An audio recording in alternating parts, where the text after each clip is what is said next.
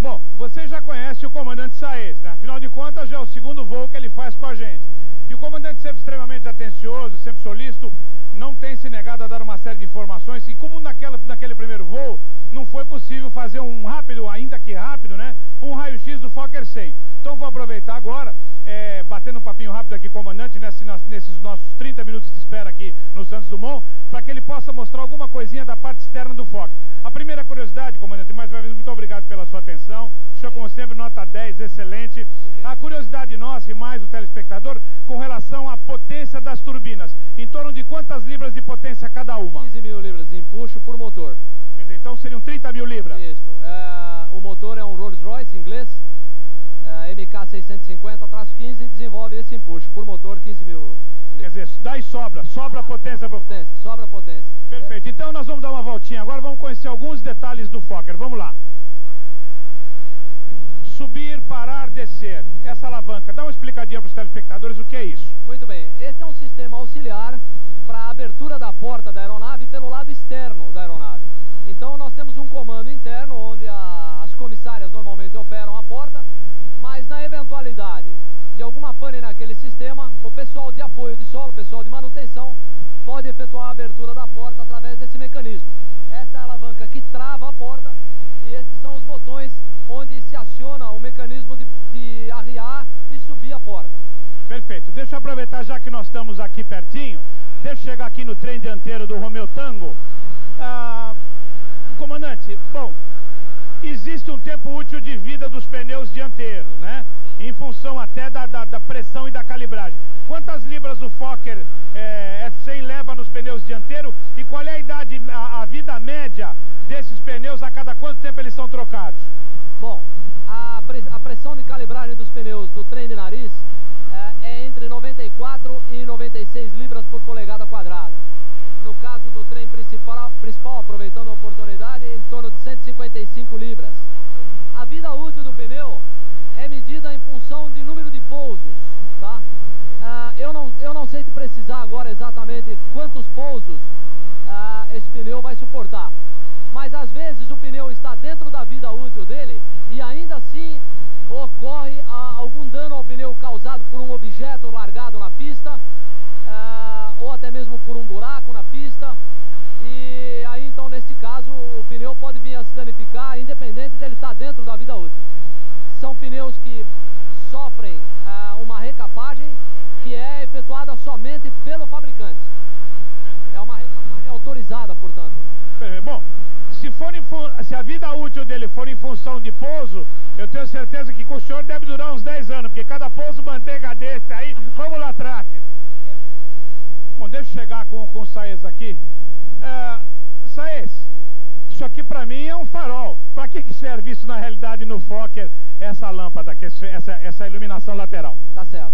Ela se chama Wing Light, ou seja, luz de asa. Ela serve para iluminar todo o bordo de ataque, ou seja, a parte frontal da asa, a parte que primeiro incide com o vento à medida que o avião está voando.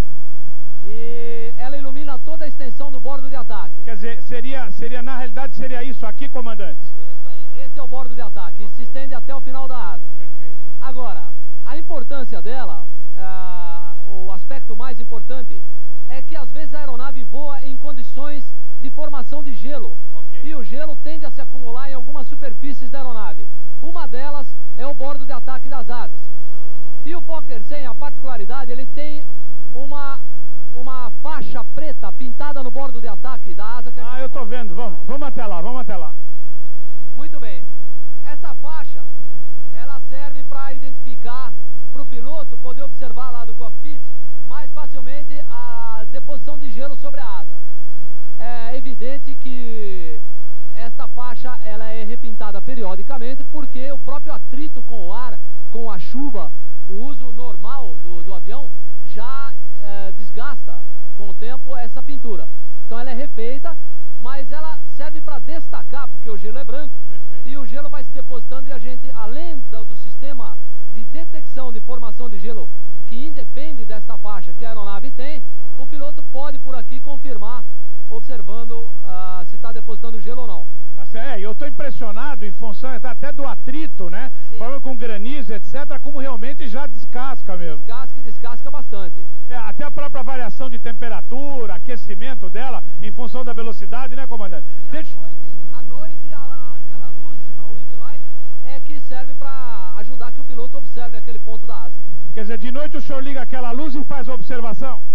Quando voando em formação de gelo, ou a gente utiliza, como por exemplo nas terminais São Paulo, Rio de Janeiro, Porto Alegre, Curitiba, quando há um congestionamento de tráfego aéreo muito intenso, a gente utiliza a wing light até para facilitar a observação por parte de outras aeronaves, para que eles nos observem visualmente a posição que a gente está ocupando. Né? Tá certo. Deixa eu aproveitar que eu já estou aqui, deixa eu ver se eu vou falar um termo certo aqui. Bordo de fuga, é isso? Exatamente. Então tá, de vez em quando eu dou umas pauladas, mas pode puxar a orelha. Bom, vem cá, comandante. Bom, ailerons, flaps, identifica o que é o que aí para os telespectadores. Ok, muito bem. Esta superfície que começa nesta região e se estende até próximo da ponta da asa é o aileron. Ele trabalha em movimento alternado com o mesmo aileron da asa do outro lado. Ou seja, quando um está subindo, o outro está descendo. O movimento dos ailerons é que imprime na aeronave o movimento em relação ao eixo longitudinal dela. Ou seja, se ele quer baixar a asa esquerda e levantar a asa direita, quem vai trabalhar são os ailerons. É por isso que eles funcionam ao contrário? Por isso que eles funcionam ao contrário.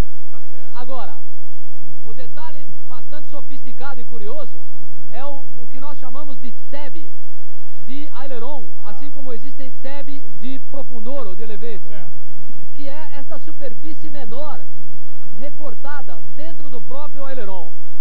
Ou seja, o tab, o movimento dele é contrário ao movimento do aileron. Eu precisaria explicar isso graficamente para o telespectador poder entender melhor, mas a função dele é, como ele atua ao contrário do aileron, ou seja, se o aileron sobe, o tab desce, e se o aileron desce, o tab sobe, o movimento do vento relativo sobre esta superfície faz com que o tab ajude no esforço do sistema hidráulico para manter o aileron erguido ou baixado. Então o tab, ele ajuda, aerodinamicamente falando, ele ajuda o sistema hidráulico a atuar o trabalho do aileron. Deixa eu dar uma paulada, seria um trim de asa? Perfeitamente. Então, tá bom, seria um trim de asa. Bom, vamos aqui no cantinho, comandante, vamos aproveitar, mais uma vez identificar isso aqui, que eu gosto sempre de falar isso aqui para os telespectadores, né, essas quatro anteninhas. Conta mais para eles essas 4 anteninhas. Muito bem, mais precisamente 5, porque tem uma... escapou, desculpa, eu não vi o filhote lá na ponta da asa. São os static dischargers, ou seja, descarregadores de energia estática, eletricidade estática. O movimento da aeronave em voo, ele está constantemente colidindo com o vento, com o ar, e basicamente sempre no mesmo sentido.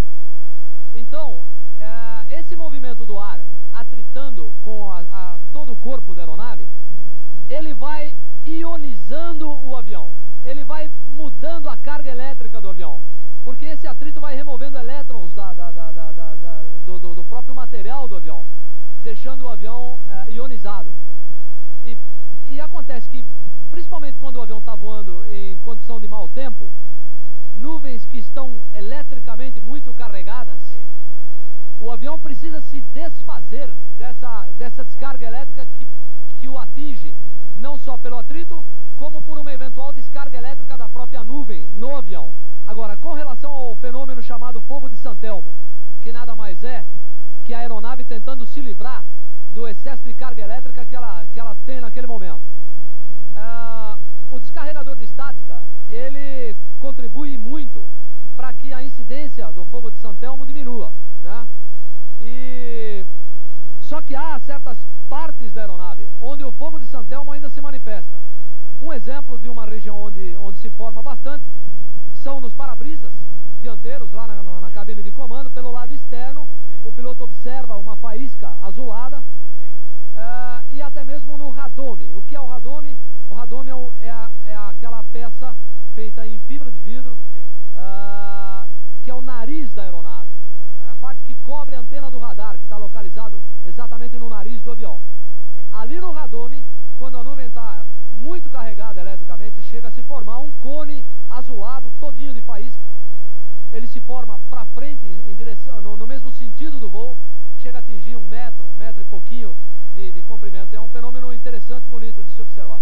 Bom, como eu disse, eu já vi os passageiros embarcando, estou preocupado, não queremos atrasar o nosso voo da TAM de volta para São Paulo. Então, para completar a apresentação do nosso Mike Romeo Tango, eu gostaria que o comandante Saez, então, apresentasse a parte traseira, aqui leme, profundor, enfim, essa parte bonita, que eu fiquei encantado com uma tomada que nós fizemos, parece o rabo de uma baleia, é uma parte linda desse equipamento do Fokker 100, essa parte traseira, comandante. Muito bem. Fazendo parte do conjunto traseiro, eu quero perder um instantinho para comentar sobre o reversor dos motores, que é esse cone traseiro aqui, a última parte do motor, que não tem pintura, essa parte que está sem pintura, ela se abre como uma concha, e ao contrário do que muita gente pensa, o reversor não é o motor virar ao contrário do que ele normalmente vira. Algumas pessoas têm essa impressão. Não, o reversor, quando ele se abre, ele trabalha apenas como um defletor, ou seja, o fluxo de ar que passa pelo motor continua passando exatamente no mesmo sentido, até colidir com as conchas do reversor. Perfeito. E ter o seu sentido de sopro invertido, passando a soprar, portanto, para frente e ajudando na frenagem da aeronave. Fantástico. O cone de cauda, esta parte mais traseira é onde está alojado o speed brake, ou seja, um dispositivo que ajuda a aeronave a reduzir velocidade, a desacelerar. Perfeito. E faz com que ela, com isto, tenha a possibilidade de perder altitude de uma forma mais efetiva, mais agressiva, sem, no entanto, ter a sua velocidade aumentada pelo efeito de gravidade. Perfeito. Quer dizer, ele reduz velocidade e ainda assim pode perder altitude. É esta parte traseira, onde se observa praticamente essas duas hastes aí. Ok, muito perfeito. bem. Aí nós temos toda a empenagem, que é todo esse conjunto de cauda. O estabilizador vertical ou leme, que é onde estão pintadas as letras T e A. Esse é aquele que o senhor aciona com o pé? Não, esse é imóvel. Ele é uma deriva... Não, eu digo aquele rabinho ali atrás. Isso, o bordo de fuga da empenagem vertical. Perfeito. Que é o leme de direção. Perfeito. Ele tem uma fresta, o telespectador pode observar, e ele atua para a esquerda ou para a direita, ajudando na curva da aeronave, e é comandado pelos pés. Tá certo. Lá em cima temos o estabilizador horizontal. A parte dianteira dele trabalha efetivamente como estabilizador, para estabilizar o movimento em torno do eixo transversal da aeronave, o movimento de arfagem. E o bordo de fuga, que é propriamente dito o profundor, onde a gente comanda no manche, lá na cabine de comando, ou seja... É o popular puxa-empurra. Puxa-empurra, exatamente. Comanda o movimento de arfagem, ou seja, nariz acima ou nariz abaixo da aeronave. Tá certo, comandante. Bom, tá bom, eu acho que já deu pra gente fazer um raio-x rapidinho da aeronave. Eu acho que tudo bem, tô vendo a manutenção já toda pronta aí. Vamos pra casa, boa viagem. Ok,